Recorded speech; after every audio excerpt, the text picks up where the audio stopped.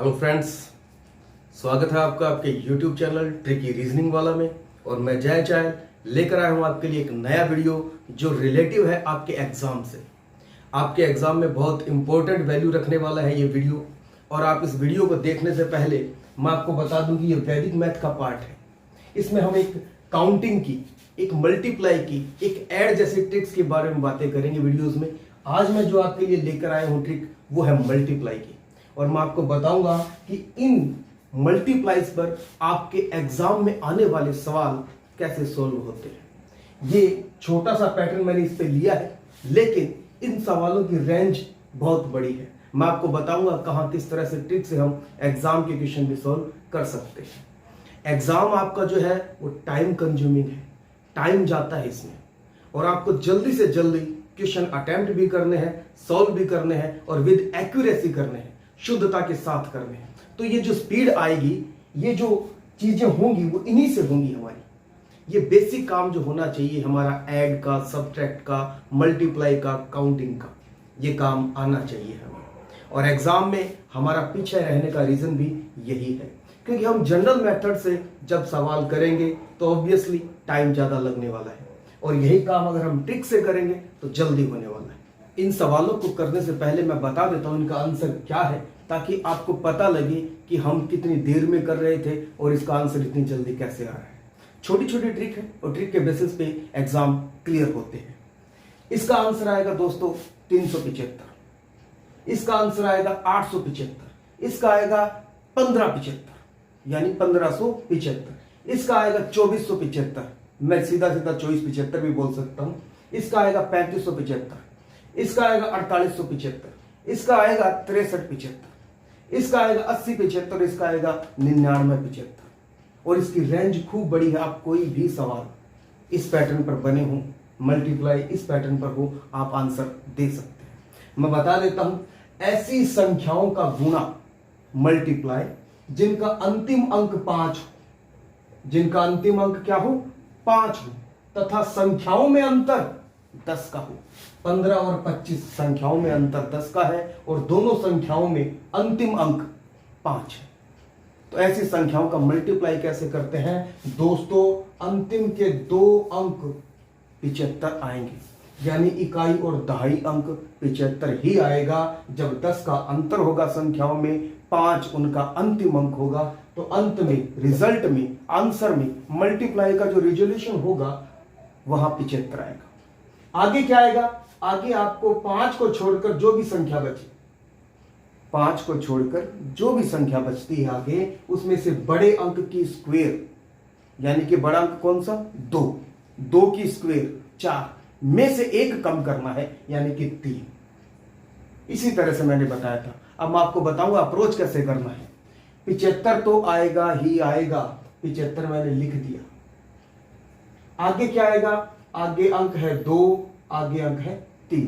बड़ा अंक कौन सा? 3 की स्क्वायर कीजिए, 3 तिया 9, ये स्क्वायर है 9, 1 कम किया 8। और जब मुझे पता है कि ऐसे पैटर्न में 75 आता ही आता है, आगे के संख्या पर गौर करना है। 3 और 4, 4 चौक 16 में से 1 कम किया 15, 75 आता ही आता है। अब मैं ऐसे ही कंसेप्ट को पकड़ रहा हूं, 4 और 5, 5 5 25, 24, 1 कम कर दी 24, और 75 आता ही आता है।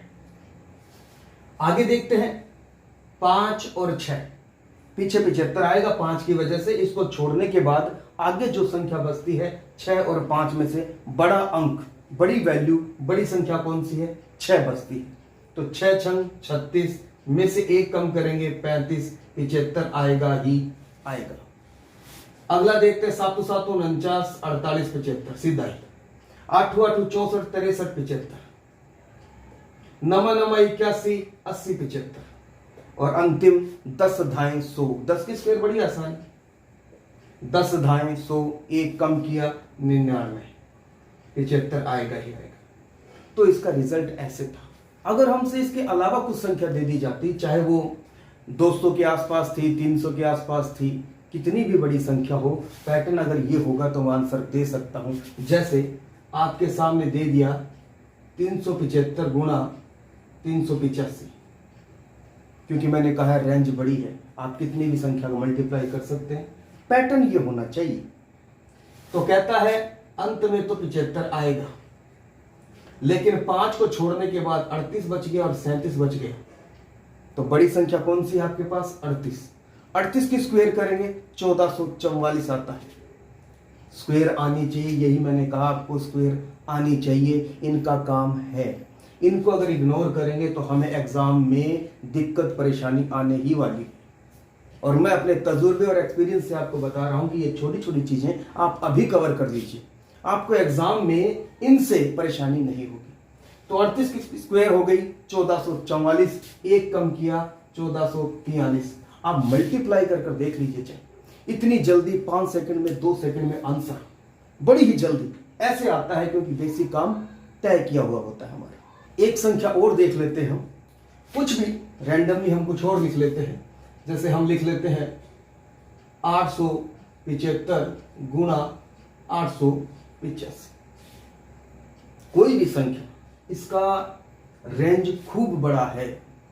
ऐसी बात नहीं है कि मैंने छोटा उदाहरण आपको दिया तो काम नहीं करेगा, काम करेगा। तो देखिए इसका मल्टीप्लाई कैसे करते हैं हम। 75 आएगा ही आएगा, लेकिन 5 को छोड़ने के बाद इधर 87 है, इधर 88 है। तो सबसे बड़ी वैल्यू 87 88 में से 88 है। 88 के स्क्वायर आनी चाहिए, यानी कि 77 44। याद नहीं है तो याद करना पड़ेगा। कुछ वीडियो, कुछ ट्रिक्स हैं स्क्वायर और क्यूब याद करने के, वो मैं आपके सामने लेकर आऊंगा। लेकिन 1 से 40 तक की आपको कंठस्थ होनी चाहिए। आगे हम धीरे धीरे वर्क करेंगे, वीडियोस बना बना के सीखेंगे, तो वो चीजें क्लियर हो जाएंगी। तो यहाँ पे 88 की स्क्वायर होती है 77 44। एक कम करना है, 77 44 से 77 43 लिखना है, ये इसका आंसर है। तो दोस्तों बड़ी जल्दी सवाल हो सकते हैं। आप रीजनिंग में चाहे सीरीज का चैप्टर उठा लें, नंबर सीरीज का, एनालॉजी यानी सादृश्यता, सम संबंध, एक पैटर्न बनाकर दिया है, वैसा का वैसा संबंध दूसरी तरफ खोजना होता है, वहां पे भी नंबरों पे काम आ जाता है। आप अगर चाहें तो ओड मैन आउट, विषम छांटना, असमान छांटना, चार जैसा नहीं है, विजातीय छांटना, भिन्न छांटना, वहां पर भी नंबरों का काम आ जाता है। स्क्वायर क्यूब में कुछ अंतर, या मल्टीप्लाई, या एक ही संख्या से डिवाइड, इसलिए ये काम आपको करने जरूरी है। अब मैं आपको बताता हूं यही मल्टीप्लाई आपके सवाल को कैसे सॉल्व करता है। तो आप नोटबुक लेकर बैठें, देखें क्या आप वो सवाल कर सकते हैं। मैं आपको मल्टीप्लाई से करके दिखाऊंगा। तो मैं इसको मिटा रहा हूं, आप इतने पेन या नोटबुक जो भी आप रखना चाहिए अपने पास वो रख लीजिए, सवाल मैं भी लिख देता हूं। तो दोस्तों सवाल आपके सामने है। एक सिनेमा घर की सीटों में पहले 5% की वृद्धि की जाती है, यानी कि बढ़ाया जाता है, फिर बाद में 5% की कमी की जाती है। यहां पे पहले कमी भी हो सकती है, बाद में वृद्धि हो सकती है, कोई फर्क नहीं पड़ता। तो बताइए राजस्व पर यानी कि आय पर क्या प्रभाव पड़ेगा। सवाल यूं भी आ सकता है कि आयत की लंबाई में 5% की या 10% की पहले वृद्धि की जाती है, फिर 10% की या 5% की कमी की जाती है। बताइए आयत के क्षेत्रफल पर क्या प्रभाव पड़ेगा। अगर हम इस सवाल को करें तो हम ऐसे ही करते, इस सवाल को करने के लिए अगर हम मैथ के अनुसार चलें तो 5% की कहता है वृद्धि, तो 100 में 5 बढ़ाते, क्योंकि 5% की वृद्धि। फिर कहता 5% की कमी, 100 में से 5 कम कर देते तो 95, ऐसा ही लिखा जाता। बट्टे में हम 100 करते, यही इसका मेथड है। और फिर हम काटते इसको, ये 20 से कट गया, ये 21 से कट गया, ये 19 से कट गया। अब मामला पेचीदा हो गया, कैसे मल्टीप्लाई करें, 20 को कैसे डिवाइड करें। तो सवाल ऐसे नहीं करना, सवाल इसको हम ऐसे भी कर सकते हैं। देखिए इसको छोड़ देते हैं और देखते हैं यहां पर सवाल को। 105 वही बात है, 5 की कमी वही बात है, और 100 बट्टे में लिखते। अब मैंने ये आपको बता दी ट्रिक, आपने अगर गौर किया होता तो आप इसको पकड़ सकते थे। अंत में 5 है, ये 95, ये 105, 10 का फर्क है, दोनों में अंतर है। और ऐसी ट्रिक मैं आपको बता चुका, 105 गुना 95 या 95 गुना 105, बात एक ही है। तो अंत में 75 आता, आगे इधर 10 है, इधर 9 है। बड़ी वैल्यू यानी कि 10 का स्क्वायर करके एक कम करते, 10 ढाई 100 में से एक कम करते 99 बट्टा आता 100। और जब 100 से किसी संख्या को भाग देते हैं तो इकाई और दहाई के बाद पॉइंट लगा देते हैं। ये मेरा उत्तर हो जाता सीधा सीधा 99.75। ये अपना 100 नहीं बना पाया, हमने यही तो देखना था क्या कमी हुई, क्या वृद्धि हुई, क्या प्रभाव पड़ा। तो प्रभाव ये पड़ा कि ये 100 नहीं बना, 99.75 आंसर में आया है, 0.25 की कमी हुई है यहाँ। तो दोस्तों सवाल ऐसे होते हैं सीधी अप्रोच ट्रिक से, और इस मेथड को हम वैदिक मैथ कहते हैं, जो हमारे एग्जाम में बहुत काम में आता है।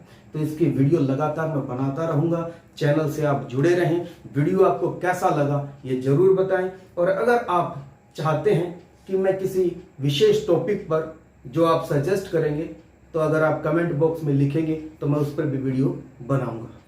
तो आज के लिए वीडियो में इतनी ही बात है, अगली बात हम अगले वीडियो में करते हैं। धन्यवाद।